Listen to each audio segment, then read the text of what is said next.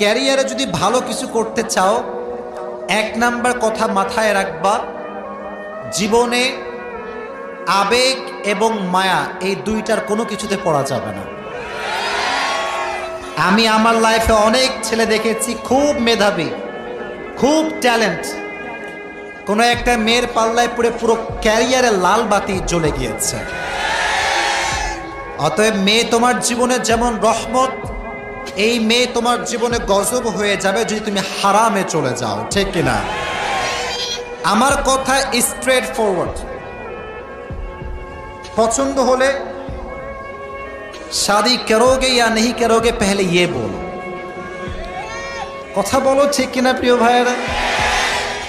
ভাল লাগলে 2 বছর 3 বছর প্রেম করে, লাস্টে গিয়ে এও ছ্যাঁকা দেয় এও ছ্যাঁকা দেয়, লাস্টে মেয়ের বিয়ে হয় টাকলার সঙ্গে আর যুবকটা